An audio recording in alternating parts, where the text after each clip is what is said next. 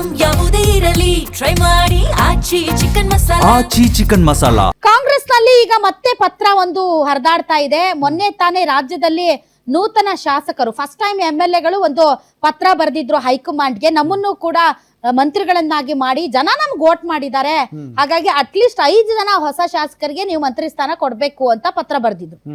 ಅದೇ ರೀತಿ ಈಗ MLCಗಳು ಕೂಡ ಪತ್ರ ಬರೆದಿದ್ದಾರೆ, ವಿಧಾನ ಪರಿಷತ್ ಸದಸ್ಯರುಗಳು. ಹೌದು, ವಿಧಾನ ಪರಿಷತ್ ಸದಸ್ಯರುಗಳು ಕೌನ್ಸಿಲ್ ಅಲ್ಲಿ ಒಂದು 75 ಜನ ಇರ್ತಾರೆ. ಸೊ ಆ 75 ಜನರದಲ್ಲಿ ಕನಿಷ್ಠ ನೀವು 5 ಜನನ ಮಂತ್ರಿಗಳನ್ನಾಗಿ ಮಾಡಿ ಅಂತ ಪತ್ರ ಬರೆದಿದ್ದಾರೆ. ಪತ್ರದ ಡೀಟೇಲ್ಸ್ ನೋಡೋಣ, ಪತ್ರದಲ್ಲಿ ಏನಿದೆ ಅಂತ. ಸೊ ಏನಿದೆ ಈ ಪತ್ರದಲ್ಲಿ ಅಂತಂದ್ರೆ ಅವ್ರು ಬರ್ದಿದ್ದಾರೆ ನೋಡಿ, ನಾವು ಕರ್ನಾಟಕ ವಿಧಾನ ಪರಿಷತ್ ಏನಿದೆ ಅದು ತುಂಬಾ ಹಳೇದು, 1907ರಿಂದ ಇದೆ. ವಿಧಾನ ಪರಿಷತ್ ಸದಸ್ಯರು ಮುಖ್ಯಮಂತ್ರಿಗಳಾಗಿದ್ದಾರೆ, ಮಂತ್ರಿಗಳಾಗಿದ್ದಾರೆ, ಅತ್ಯಂತ ಬುದ್ಧಿವಂತರು ಇರುವಂತಹ ಒಂದು ಮೇಲ್ಮನೆ ಇದು. ಸೊ ಇಂತಹ ಮೇಲ್ಮನೆಯಲ್ಲಿ ಅಟ್ಲೀಸ್ಟ್ 5 ಜನಕ್ಕಾದ್ರೂ ನೀವು ಅವಕಾಶ ಕೊಡ್ಬೇಕು. ಇಲ್ದೇ ಇದ್ರೆ ಮೇಲ್ಮನೆಗೆ ಬರುವಂತಹ ಸದಸ್ಯರು ವಿಧಾನ ಪರಿಷತ್ತಿಗೆ ಹೋಗುವ ಬದಲು ನಮ್ಗೆ ವಿಧಾನಸಭೆಗೆ ನಮ್ಗೆ ಟಿಕೆಟ್ ಕೊಡಿ, ಶಾಸಕರಾಗ್ತೀವಿ. ಯಾಕೆ ಅಂತಂದ್ರೆ ಶಾಸಕರನ್ನೇ ನೀವು ಮಂತ್ರಿಗಳನ್ನಾಗಿ ಮಾಡೋದ್ರಿಂದ ನಾವು ವಿಧಾನ ಪರಿಷತ್ತಿಗೆ ಹೋಗಿ ಪ್ರಯೋಜನ ಇಲ್ಲ, ಹಾಗಾಗಿ ನಮಗೂ ಟಿಕೆಟ್ ಕೊಡಿ ಅಂತ ಗೊಂದಲಗಳು ಮತ್ತು ತಮ್ಮ ಸ್ಥಾನದ ಬಗ್ಗೆ ಅಪನಂಬಿಕೆ ಮತ್ತು ಕಾಂಗ್ರೆಸ್ ಪಕ್ಷದ ಸಂಘಟನೆಗೆ ತೊಂದರೆ ಆಗುತ್ತೆ.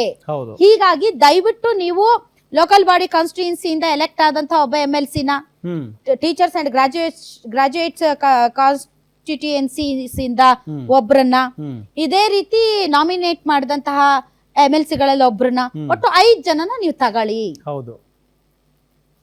ಅಂತ ಅವರು ಹೇಳಿದ್ದಾರೆ. ಬಟ್ ಇತ್ತೀಚೆಗೆ ಈ MLCಗಳ ಪರ್ಫಾರ್ಮೆನ್ಸ್ ನೀವು ನೋಡಿದಿರಾ? ವಿಧಾನಸಭೆಯಲ್ಲಿ ಅಧಿವೇಶನಗಳಲ್ಲಿ ನೋಡಿದ್ದೀರಾ? ಶಾಸಕರಿಗಿಂತ ತುಂಬಾ ಒಳ್ಳೆ ಪರ್ಫಾರ್ಮೆನ್ಸ್ ಕೊಡ್ತಾ ಇದ್ದಾರೆ. ತುಂಬಾ ವೈಚಾರಿಕವಾಗಿ, ವೈಜ್ಞಾನಿಕವಾಗಿ, ಚಿಂತಕರ ಚಾವಡಿ, ಪ್ರಜ್ಞಾವಂತರು, ವಿದ್ಯಾವಂತರು, ತುಂಬಾ ತಿಳ್ಕೊಂಡಿರುವಂತಹ ತಜ್ಞರುಗಳು ತರ ಮಾತಾಡ್ತಾ ಇಲ್ಲ.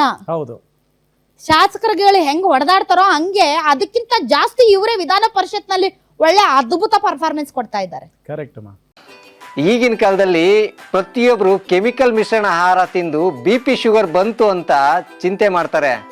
24 ಧಾನ್ಯಗಳನ್ನ ನೀರಿನಲ್ಲಿ ನೆನೆಸಿ ನೆರಳಿನಲ್ಲಿ ಒಣಗಿಸಿ ಮಣ್ಣಿನ ಮಡಿಕೆಯಲ್ಲಿ ಹದವಾಗಿ ಹುರಿದು ಸಾಂಪ್ರದಾಯಿಕ ಪದ್ಧತಿಯಲ್ಲಿ ತಯಾರಾಗಿದೆ ಜೀನಿ.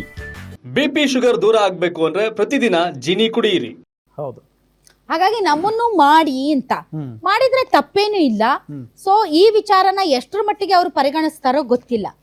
ಸೊ MLAಗಳು ಒಂದು ಲೆಟರ್, MLCಗಳು ಒಂದು ಲೆಟರ್. ಯಾಕೆ ಈ ಲೆಟರ್ಗಳು? ಈಗ ಏನಾಗ್ತಾ ಇದೆ ಅಂತಂದ್ರೆ ಈ ಕಾಂಗ್ರೆಸ್ ಅನ್ನೋದು ಒಂದು ದೊಡ್ಡ ಸಮುದ್ರ ಇದ್ದ ಹಾಗೆ. ಇದ್ರಲ್ಲಿ ಬಹಳಷ್ಟು ಜನ ನಾಯಕರುಗಳಿದ್ದಾರೆ. 5 ಸರಿ, 6 ಸರಿ, 7 ಸರಿ, 8 ಸರಿ, 9 ಸಲಿ ಗೆದ್ದವ್ರು ಇದ್ದಾರೆ. ಅವ್ರೆಲ್ಲರನ್ನು ಬಿಟ್ಟು ಫಸ್ಟ್ ಟೈಮ್ MLAಗಳನ್ನ ಮತ್ತು MLCಗಳನ್ನ 10 ಜನ ತಗೊಂಡು ಬಿಟ್ಟರೆ ಹೆಂಗಾಗತ್ತೆ? ಅಂಡ್ ಮೋಸ್ಟ್ಲಿ ಹಳಬ್ರನ್ನ ಬಹಳಷ್ಟು ಜನರನ್ನ ನೀವು ಬದಲಾಯಿಸಿ ಅನ್ನುವಂತ ಒತ್ತಾಯ ಇದ್ರಲ್ಲಿ ಇದೆ ಅಂತ ನನಗನ್ನಿಸ್ತಾ ಇದೆ. ನಿಜ. ಹಳಬ್ರು ಯಾರ್ಯಾರಿದ್ದಾರೆ, ಬಹಳಷ್ಟು ಬಾರಿ ಸಚಿವರಾದಂತವ್ರು, ಕಾಂಗ್ರೆಸ್ ಪಾರ್ಟಿ ಬಂದಾಗಿಂದಲೂ ಕೂಡ 5-6 ಸರಿ ಸಚಿವರಾದವರೆಲ್ಲ ಇದ್ದಾರೆ. ಸೊ ಅಂತವರ ಬದಲಾವಣೆಯ ಕೂಗು ಇದಿರಬಹುದು ಅಂತ ನನಗನ್ನಿಸ್ತಾ ಇದೆ. DK ಶಿವಕುಮಾರ್ ಅವ್ರು ಏನ್ ಹೇಳಿದ್ರು, ಕೊಡಿ, ಯಾಕೆ ಅಧಿಕಾರಕ್ಕೆ ಗೂಟ ಹೊಡ್ಕೊಂಡು ಕುತ್ಕೋಬಾರ್ದು, ಹೊಸ ಅಲೆ ಬರ್ಬೇಕು, ಯುವಕರಿಗೆ ಅವಕಾಶ ಕೊಡ್ಬೇಕು ಅಂತ. ಮೋಸ್ಟ್ಲಿ DK ಶಿವಕುಮಾರ್ ಅವ್ರಿಗೆ ಏನಾದ್ರೂ ಮುಖ್ಯಮಂತ್ರಿ ಆದ್ರೆ ಅವರ ಸಚಿವ ಸಂಪುಟದಲ್ಲಿ 1/2 ಡಜನ್ ಹೊಸಬ್ರು ಇರ್ತಾರೆ ಏನೋಪ್ಪ. ಮಾಡಬಹುದೇನೋ. ಹಳಬ್ರು ಎಲ್ಲ ಸಾಕಾಯ್ತು ನಿಮ್ ಸೇವೆ, ದಯವಿಟ್ಟು ತಾವು ಮಾರ್ಗದರ್ಶಕರಾಗಿ ಇರಿ ಅಂತ ಹೊಸಬ್ರಿಗೆ ಅವಕಾಶ ಕೊಡ್ತಾರೆ ಏನೋ. ಅದಕ್ಕೆ ಹಳಬ್ರು ಅಥವಾ ಹಿರಿಯ ಸಚಿವರು ಯಾರು DK ಶಿವಕುಮಾರ್ ಅವ್ರನ್ನ ಸಪೋರ್ಟ್ ಮಾಡ್ತಾ ಇಲ್ವೇನೋ ನೋಡಿ. ದೊಡ್ಡ ಉಮಾದೇವಪ್ಪನವ್ರಾಯ್ತು, HK ಪಾಟೀಲ್ ಅವ್ರಾಯ್ತು, ಜಾರ್ಜ್ ಆಯ್ತು, ಇವನ್ ರಾಜಣ್ಣ ಆಯ್ತು, ಸತೀಶ್ ಜಾರಕಿಹೊಳಿ ಆಯ್ತು, ಇವರೆಲ್ಲರೂ ಯಾರನ್ನ ಬ್ಯಾಕಪ್ ಮಾಡ್ತಾ ಇದ್ದಾರೆ? ಯಾಕೆ ಅಂತಂದ್ರೆ ಸಿದ್ದರಾಮಯ್ಯನವ್ರಿಗೆ ಹಳಬರ ಅನುಭವದ ಒಂದು ಗ್ಯಾರಂಟಿ ಇದೆ. ಬಟ್ DK ಶಿವಕುಮಾರ್ ಅವರು ಒಂದು ಹೊಸತನದ ಮತ್ತು ತಾವು ಫಸ್ಟ್ ಟೈಮ್ MLA ಆದ್ರೂ ಕೂಡ ಮಂತ್ರಿ ಆದವರು, ಹಂಗಾಗಿ ಅವ್ರಿಗೆ ಈ ಕಡೆ ಜಾಸ್ತಿ ಒಲವಿದ್ದಂಗಿದೆ. ಸೊ ಹಳೆ ಬೇರು ಹೊಸ ಚಿಗುರು ಜೊತೆಯಲ್ಲಿ ಕರ್ಕೊಂಡು ಹೋಗ್ಬೇಕು ಅಂತ ಡಿ ಕೆ ಶಿವಕುಮಾರ್ ಅವ್ರಿಗೆ ಆಸೆ ಇದ್ದಂಗಿದೆ. ಹೀಗಾಗಿನೇ ಬಹಳಷ್ಟು ಜನ ಹಳಬರು ಸಚಿವರುಗಳು ವಿರೋಧ ವ್ಯಕ್ತಪಡಿಸ್ತಾ ಇದ್ದಾರೆ ಅಂತ ಅನ್ನಿಸುತ್ತದೆ. ನಿಮ್ಮೂರಿನಿಂದ ವಿಶ್ವ ಮಟ್ಟದವರೆಗೆ ರಾಜಕೀಯ, ಸಿನಿಮಾ, ಸ್ಪೋರ್ಟ್ಸ್ ಯಾವ ಸುದ್ದಿಯೂ ಮಿಸ್ ಆಗಲ್ಲ. ಬರೀ ಸುದ್ದಿಯಷ್ಟೇ ಅಲ್ಲ, ಜೊತೆಯಲ್ಲೇ ಇರುತ್ತೆ ವಿಶ್ಲೇಷಣೆ. ಗ್ಯಾರಂಟಿ ನ್ಯೂಸ್ ನ ಸಬ್ಸ್ಕ್ರೈಬ್ ಮಾಡಿ, ಫಾಲೋ ಮಾಡಿ, ಕ್ಷಣ ಕ್ಷಣದ ಅಪ್ಡೇಟ್ಸ್ ಪಡೆಯಿರಿ.